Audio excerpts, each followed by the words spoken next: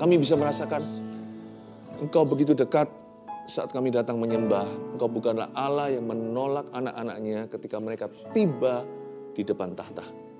Apapun keadaan kami, segala sesuatu yang kami alami, bahkan sebagian kami berlumuran dosa, Engkau tetap menerima kami apa adanya. Dan Engkau menggantikan semua kecemasan kami, kegelisahan kami dengan damai sejahtera yang surgawi. Kami percaya ada kelepasan hari ini dalam hadirat-Mu. Hamba berdoa, sampaikan firman-Mu yang memerdekakan dan yang membawa umat-Mu pada kemenangan. Tuhan, kami berdoa ya Tuhan Yesus, supaya kami semua mengalami terobosan dalam jiwa kami. Tidak lagi kami dibelenggu dengan stres dan depresi, tapi dengan iman, pengharapan, dan kasih. Sembunyikan hamba-Mu di balik salib-Mu.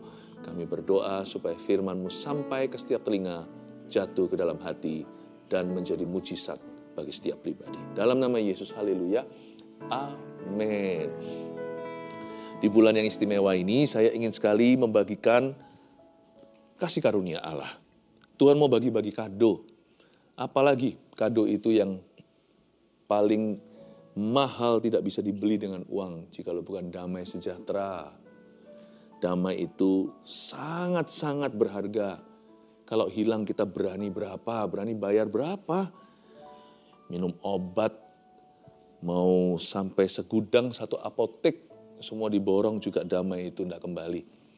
Damai sejahtera itu kalau tidak ada, buat apa kita punya segala sesuatu, tapi memungkiri yang utama. Damai lebih dari happy. Damai sejahtera itu pertama-tama hubungan dengan Allah. Hari ini saya mau menyampaikan satu firman yang saya kasih judul Karunia Damai. Saya tidak akan bagikan cerita Yesus di palungan, tapi langsung lompat episode di Getsemani. Kita buka bersama-sama di Markus pasal yang ke-14 ayat 32 sampai 42. Sambil Anda buka, saya ingatkan lagi bahwa damai itu kekuatan dalam jiwa ya. Orang yang memiliki damai sejahtera bisa menanggung masalahnya dan masalah orang lain pula. Itulah kelebihan damai. Saya bacakan dulu ayat 32. Lalu sampailah Yesus dan murid-muridnya ke suatu tempat yang bernama Getsemani. Kata Yesus kepada murid-muridnya, "Duduklah di sini sementara aku berdoa." Dan ia membawa Petrus, Yakobus dan Yohanes sertanya. Yesus, ia sangat takut dan gentar. Lalu katanya kepada mereka, "Hatiku sangat sedih, seperti mau mati rasanya. Tinggallah di sini dan berjaga-jagalah." Ia maju sedikit, merebahkan diri ke tanah dan berdoa supaya sekiranya mungkin saat itu lalu daripadanya. Katanya, "Ya Aba, ya Bapa, tidak ada yang mustahil bagimu. Ambillah cawan ini daripadaku.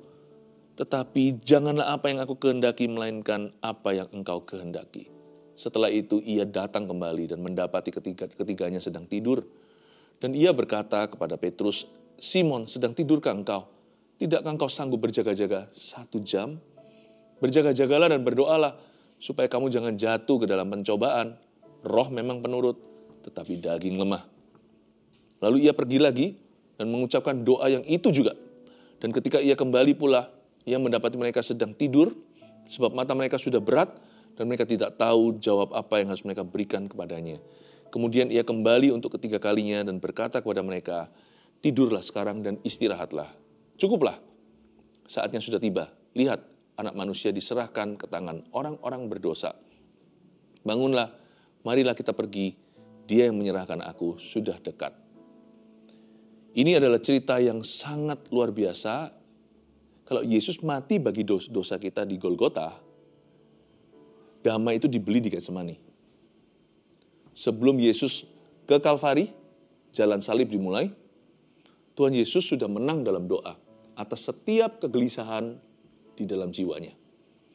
Sebenarnya semua kecemasan Yesus hari itu di taman itu, semuanya adalah untuk kita. Yesus itu kan Mesias, Juru Selamat. Bukan hanya matinya, dia juga hidup untuk kita. Makanya hari ini harusnya kita tidak keberatan, sebaliknya hidup untuk dia. Yesus itu hidup bagi kita, dan juga di Getsemani itu, dia membeli damai sejahtera kita dengan peluh darahnya. Tapi puji Tuhan, Yesus sebagai Mesias kita menang Dan sebelum Yesus ditangkap, damai sejahtera Allah sudah dibeli dengan harga lunas untuk kita. Kita baca ayat 32, lalu sampailah Yesus dan murid-muridnya ke suatu tempat yang bernama Getsemani. Sekali lagi, di tempat itu damai kita sudah dibeli. Kata Yesus kepada murid-muridnya, Yesus ngomong begini, duduklah di sini sementara aku berdoa. Mereka bisa duduk-duduk, kongko-kongko, atau ngobrol-ngobrol, bicara. Yesus memilih untuk berdoa. Jadi kita tahu bahwa doa adalah persekutuan pribadi dengan Allah Bapa. Dan sekarang jalan itu sudah dibuka, dan tirainya sudah disobek dari atas ke bawah lewat pengorbanan Yesus. Pakai dong akses itu. Gunakan fasilitas yang sudah dibeli dengan darah yang mahal. Sekarang kita pun bisa bersekutu dengan Bapa seperti Yesus bersekutu dengan Bapa di sorga. Kita bisa melakukan itu di dalam nama Yesus. Jadi kalau kita bersekutu dengan Bapa di dalam nama Yesus, seolah-olah hari itu di Getsemani kita yang bersekutu dengan Allah. Kalau Yesus menang, kita juga pasti bisa memperoleh damai sejahtera. Di suatu tempat yang bernama Getsemani ini, menjadi kesaksian indah bagaimana gejolak dalam jiwa sungguh-sungguh dikalahkan oleh Mesias kita. Yesus berkata pada murid-muridnya, kalian duduk saja, saya berdoa. Luar biasa Tuhan Yesus itu leader sejati. Dia pemimpin kita. Dia tidak suruh-suruh kita, ayo kalian berdoa atau doakan aku. Tapi melainkan dia doa dulu. Dia memberi teladan, set an example for us. Bahwa untuk memperoleh damai, jangan cari di lemari atau kulkas.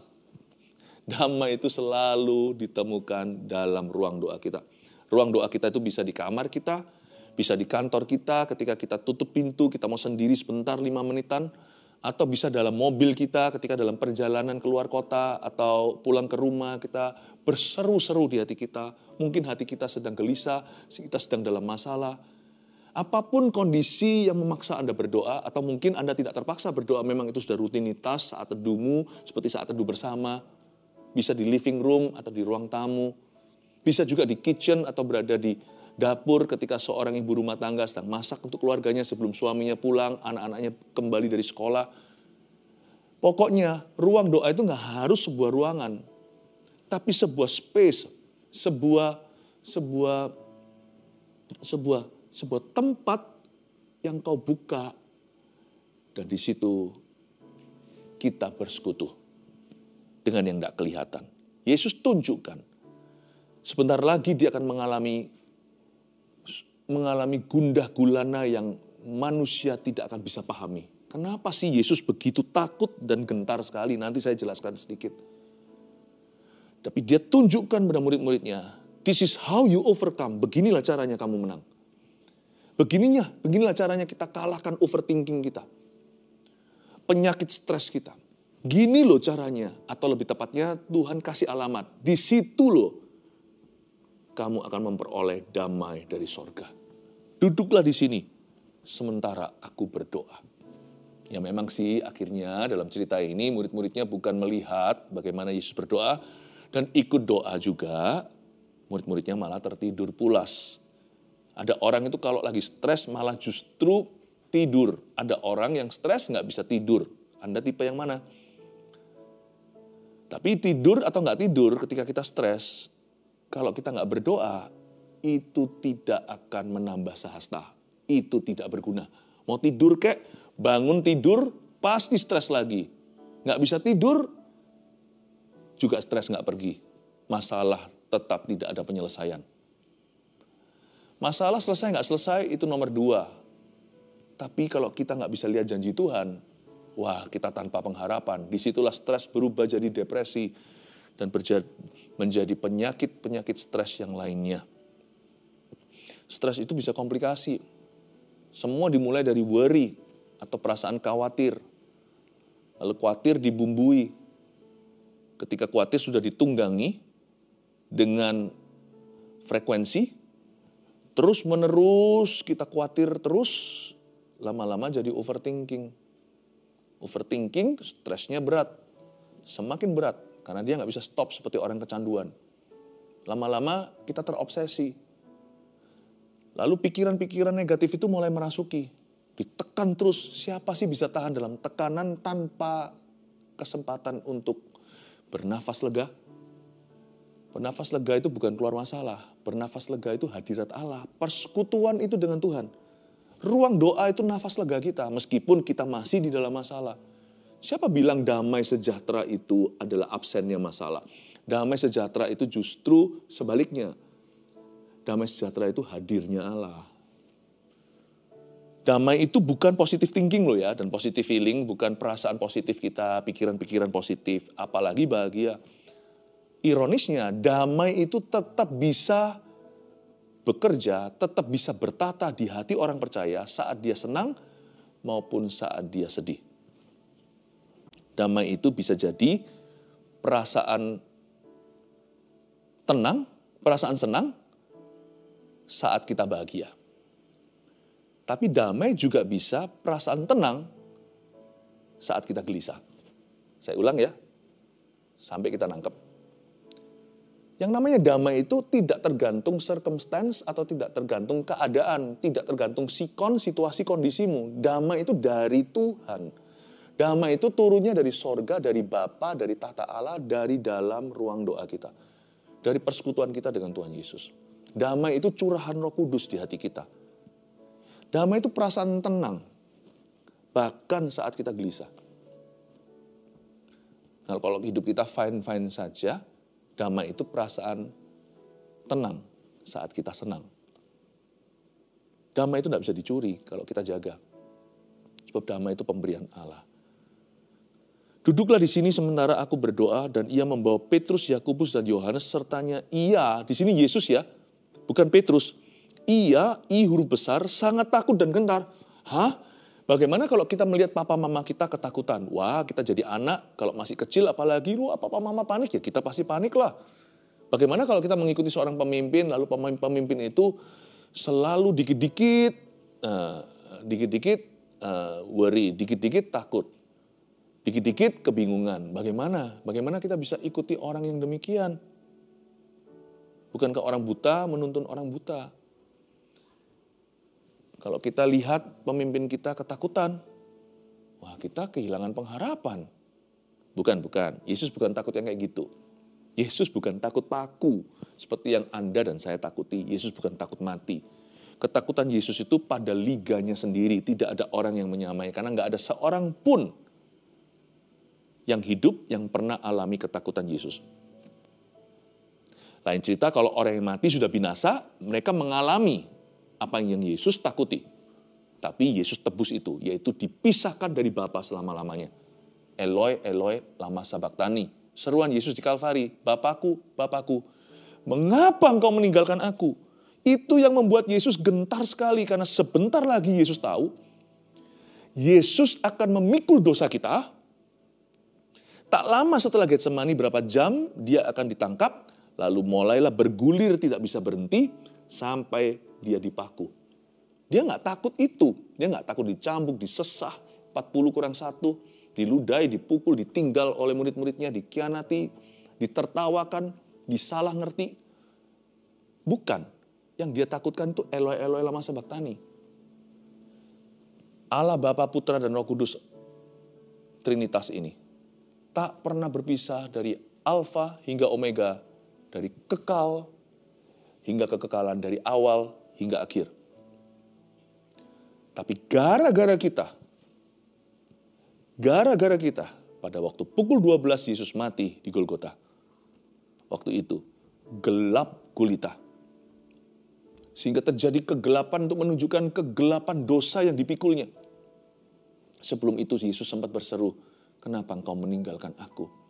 Bapakku, ke dalam tanganmu kuserahkan nyawaku. Lalu Yesus berkata, sudah selesai, dan mengembuskan nafas terakhirnya. Lalu gempa bumi, lalu terjadi semua itu yang dicatat di kitab Injil. Itu yang Yesus takutkan. Gak pernah pisah. Gak pernah Allah Bapanya memalingkan mukanya dari kekal ke kekal. Tapi gara-gara ulah kita dan nenek moyang kita Adam dan Hawa, seolah-olah Allah murka, Allah Bapa murka terhadap Allah Putra. Gak pernah terjadi retak sedikit pun dalam hubungan Tritunggal. Tapi gara-gara orang berdosa seperti Anda dan saya, Yesus yang tanpa dosa digantung hidup-hidup di situ hingga meninggal dunia.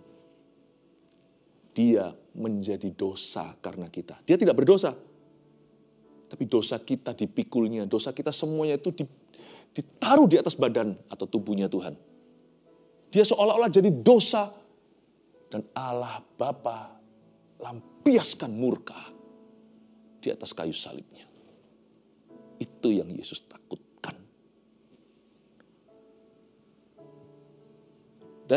Itu adalah tipe ketakutan yang paling ganas. Karena kita kalau mengalami masalah di hidup ini, paling yang kita takutkan dan gentari, yang membuat kita stres setengah mati adalah ada solusi enggak. Tapi di hati kecil kita, kalau kita percaya Tuhan, kita tahu bahwa Tuhan masih beserta. Stresnya enggak seberapa, memang kerasa kayak sudah enggak tahan, tapi masih, stres itu masih hanya karena masalah.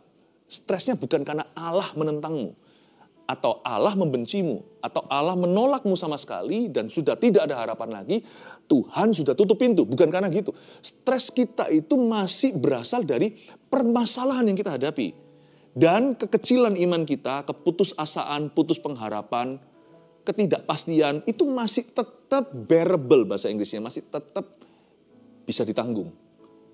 Coba bayangkan kalau kita mati, bangkit lagi, di akhirat Tuhan berkata, aku tidak kenal kamu, masuk neraka.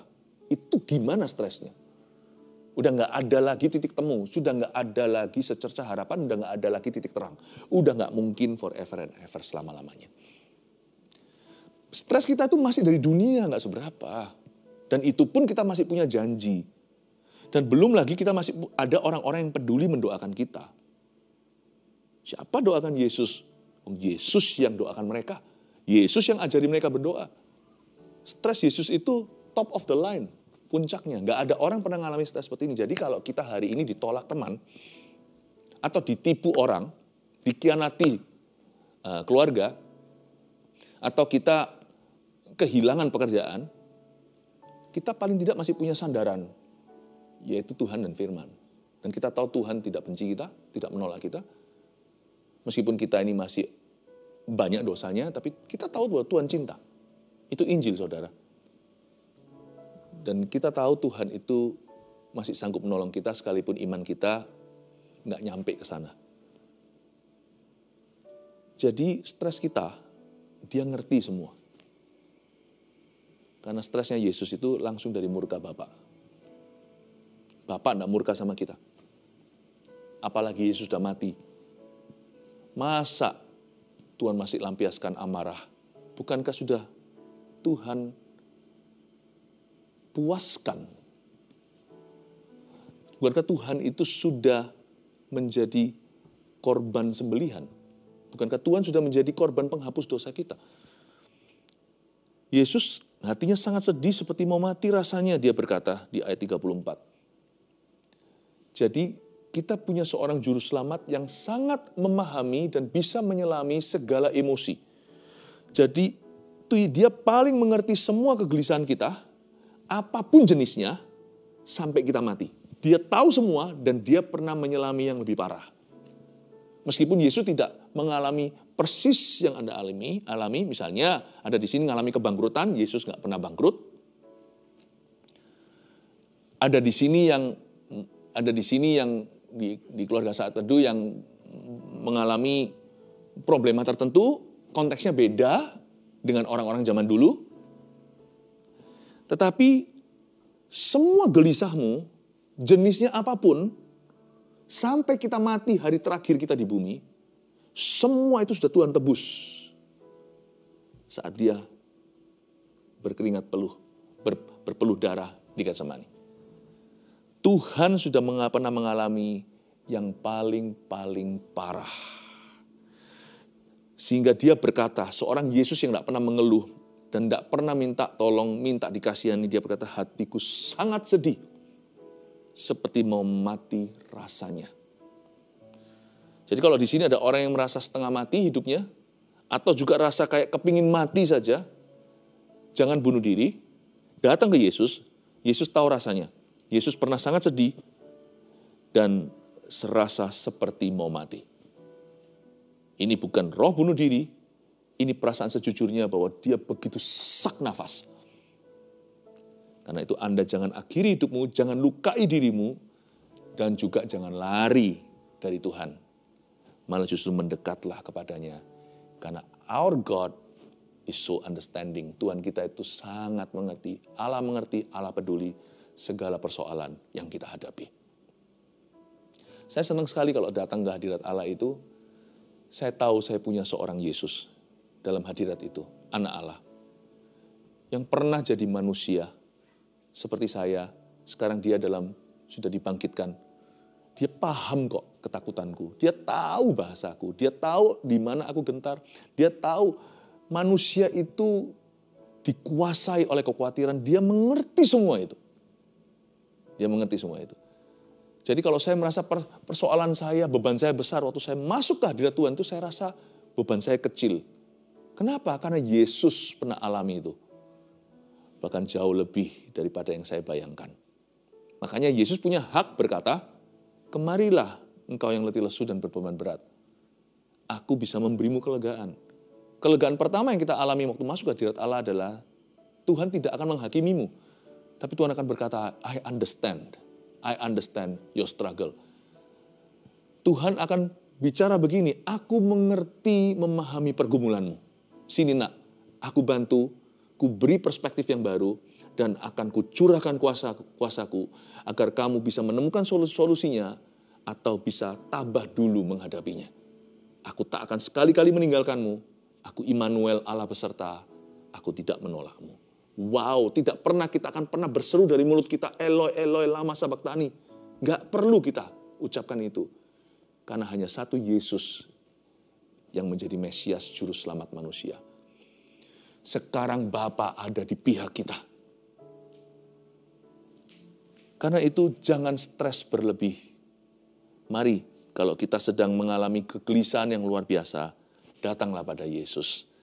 Ayat 35, ia maju sedikit merebahkan diri ke tanah dan berdoa supaya sekiranya mungkin saat itu lalu daripadanya. Katanya, ya Abah, ya Bapa. Itu Bapa, tidak ada yang mustahil bagimu. Ambillah cawan ini daripadaku. Tapi janganlah apa yang aku kehendaki, melainkan apa yang engkau kehendaki. Sekali lagi Yesus bukan takut mati. Dia nggak mau pisah sama Bapa. Kan pisahnya cuma berapa jam? Oh enggak. Tapi setiap menit, setiap detik yang dialami di Kalvari itu, bukan the physical pain atau bukan rasa sakit jasmaninya. Bukan hanya sekadar rasa sakit emosi yang kita rasakan dalam hidup ini, stres-stres setiap hari. Tapi ada sebuah spiritual pain. Ada sebuah rasa sakit secara rohani. Gak pernah barang sedetik pun Allah Bapa, Putra, dan Roh Kudus dipisahkan. A 3-in-1. Hari itu, there is something else. Ada sesuatu yang lain terjadi. Jadi Yesus tidak takut mati, tapi dia berkata, jangan apa yang ku kehendaki, melainkan apa yang kau kehendaki. Dalam kondisi yang begitu tertekan, Yesus masih mengutamakan Aba dan Bapa.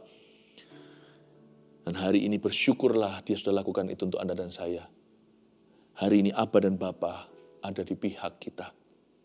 Jikalau Allah di pihakmu, siapakah lawanmu? Itu kalau sebelum Yesus mati di perjanjian baru, kita tidak berhak ngomong itu. Makanya ayat itu nggak ditemukan di perjanjian lama.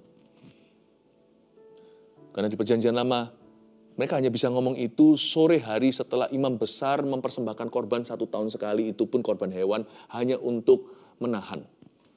Itu kayak orang lagi lapar, nggak sampai kenyang ya. Makan sedikit-sedikit snack, kenapa? Ganjel perut. Itu kayak ganjel murka. Makanya ayat itu nggak ada di perjanjian lama. Tapi di perjanjian baru, Paulus dengan kuasa Roh Kudus menuliskannya. Jikalau Allah di pihak kita, siapa lawan kita? Karena sejak Yesus mati dan di Getsemani dia beli damai sejahtera, di Kalvari dia hapuskan dosa kita, dia tebus kita hari itu. Sejak itu ayat ini berbunyi, Allah, Abah, Bapa sekarang di pihak siapa? Di pihak Anda dan di pihak saya. Wow, stres apapun sekarang yang nanggung bukan hanya Anda seorang. Saya nggak ngomong soal orang-orang lain di hidupmu ya. Bahkan bukan orang-orang Kristen lainnya, bukan. Kalau saya bilang Anda tidak menanggungnya seorang diri lagi, itu maksudnya sekarang yang menanggung bebanmu itu selalu at least paling tidak ada 2. Dirimu tentunya yang mengalaminya. Dan Bapa di sorga. Sekarang Allah ada di pihakmu. Stresmu dan stresku tidak melebihi kekuatan kita yang kita bisa tanggung setiap hari. Pencobaanmu tidak melebihi kekuatan manusia. Saya berharap ini pewahyuan bisa membuka cara berpikir kita yang suka mengasihani diri, aku sedih, duduk sendiri, ambil tali, mau bunuh diri. Itunya harus diputuskan sama sekali. Jangan ada begituan. What for? Yesus sudah menanggungnya sekalipun belum keluar dari masalah. Masalahnya belum keluar, belum ada solusi. Anda belum keluar dari masalah, tapi Anda sudah bersama Yesus. Setelah itu ia datang kembali dan mendapati ketiganya sedang tidur. Dan ia berkata kepada Petrus, Simon sedang tidurkah engkau? Yesus tanya sama dia, Petrus, kamu kok tidur sih? Tidakkah engkau sanggup berjaga-jaga 1 jam? Seperti saat tidur bersama, 1 jam ya. Berjaga-jagalah dan berdoalah, supaya kamu jangan jatuh ke dalam pencobaan. Sama Yesus disuruh, bukan doakan aku, tapi kamu mesti berdoa juga. Kamu harus doa bagi dirimu sendiri, supaya kamu jangan jatuh dalam pencobaan. Roh memang penurut. Dia ngomong sama Petrus, rohmu itu nurut, tapi dagingmu lemah. Kamu kalau nggak doa nanti pasti akan kecolongan. Apa yang dicuri? Damai sejahtera di hati. Sebentar lagi kan akan ada keroyokan massa nih. Yesus mempersiapkan mereka, supaya damaimu nggak lari. Karena damai itu mudah tercuri, pahami ya. Damai dari sorga, itu datangnya sebagai berkat Allah. Tapi sampai di hatimu, damai itu nggak bisa hilang. Apa yang dari Tuhan itu tetap di sana. Tapi setan bisa membuat hatimu kecil. Damai itu yang sudah diberikan, itu kekal. Tapi hati kita ini lemah. Roh itu penurut. Hati itu lemah, daging kita lemah, sekalipun hatiku dan dagingku habis lenyap. Kalau kita nggak pegang sama Tuhan, hati dan daging kita itu gampang menciut, gampang menyusut, gampang mengerut, gampang lalu habis itu kering mati. Jadi yang salah bukan anggurnya, kirbatnya itu loh duniawi. Makanya itu sering-sering berdoa. Kalau kita lagi hadapin masalah, setelah didoakan rasa enak, rasa pede, confident sekali, percaya diri. Rasa mantap gitu setelah kita saat teduh, baca Alkitab. Baru keluar 2 jam, luntur rasanya kayak tiba-tiba panic attack lagi, ngalami serangan kepanikan. Apa yang harus kau lakukan? Yakobus 4 ayat 7. Tunduklah kepada Allah, lawan iblis terus, dia akan lari daripadamu. Masuk lagi dalam hadirat Allah, doa lagi. Doa siapa suruh? Hanya 1 kali sehari, apalagi kalau kita sedang dalam tekanan masalah. Sering-seringlah, tidak mengapa. Atau minta didoakan orang, nggak apa-apa. Kalau ada orang yang cukup mengasihimu, nggak peduli kalau Anda mengganggu aktivitasnya, apalagi yang sudah memberitahu, I'm ready, aku siap untuk selalu mengcovermu dalam doa. Bersyukurlah untuk sahabat seperti itu. Teman doa namanya. Di CG banyak yang seperti itu. Ya. Roh memang penurut tapi daging lemah. Dibangunin berdoa. Nah karena itu lihat di ayat 39. Lalu ia pergi lagi dan mengucapkan doa yang itu juga. Yesus doa itu lagi. Kenapa Yesus bertele-tele? Bukan bertele-tele. Yesus kasih teladan. Yesus itu sangat-sangat disiplin dan waspada. Dia nggak mau lengah. Dia nggak mau hatinya bergeser dari Bapa. Yesus pergi dan mengucapkan doa yang sama. Bukan karena Yesus mengulang-ulang doa apalagi hafalan. Tapi Yesus menjaga damai itu yang dibawa hari itu di Getsemani oleh seorang malaikat. Yesus itu mengucapkan doa, malaikat menguatkannya waktu di Getsemani itu. Dan Yesus menjaga sejahtera. Dan ketika ia kembali, ia mendapati mereka masih tidur, mata mereka sudah berat. Mereka nggak tahu mau jawab apa. Kemudian ia kembali untuk ketiga kalinya dan berkata kepada mereka, coba perhatikan, tidurlah sekarang dan istirahatlah, cukuplah, saatnya sudah tiba, lihatlah anak manusia diserahkan ke tangan orang berdosa. Kalimat ini kelihatannya langsung Tapi sebenarnya ini sebuah kronologi susunan kejadian. Dia berkata sama murid-muridnya, waktu lihat ketiga kalinya mereka masih bobok, masih tidur nyenyak, ya sudahlah kata Tuhan. Tuhan tidak memaksa. Tidurlah sekarang dan istirahatlah. Baru ngomong gitu kok langsung continue, cukuplah. Ayo bangun, sudah tiba saatnya. Lihat anak manusia diserahkan. Gimana sih Tuhan Yesus? Baru bilang tidurlah, baru mereka beristirahat, cukuplah. Itu kan seperti kita bilang sama anak kita, nak, ya udah kamu tidur dulu aja, nanti papa banguni ya. Baru dia masuk snooze, mulai tidur nyenyak, bangun. Nah, gimana sih papa? Katanya suruh tidur. Kata atau kalimat tidurlah sekarang dan istirahatlah, sebelum dilanjutkan dengan kata cukuplah, itu mungkin ada jeda. Tapi penulis biografi menuliskan langsung kejadian itu. Mungkin ada jeda 1 jam, siapa tahu. Berapa menit? 20 menit? Atau 2 jam bahkan. Coba lihat ya, Yesus tidak ganggu mereka. Kalian mau tidur? Aku jaga. Bubuklah. Setelah itu 1 jam 45 menit. Yesus berkata, ayo bangun. Yang mau menyerahkan aku sudah datang. Bukannya yang disalibkan Yesus ya? Kok Yesus yang jaga mereka? Gimana sih? Ini kayak misalnya kalau ada orang mau di kemoterapi, dia malah yang menguatkan keluarganya. Tenang semuanya, gak apa-apa. Dia yang mau operasi, bukan dihiburkan, malah yang menghiburkan dan menenangkan dan menguatkan. Gimana ini? Ini bicara tentang apa? Orang yang punya damai itu kekuatan dalam jiwa. Orang yang punya damai itu biasanya yang jaga orang lain.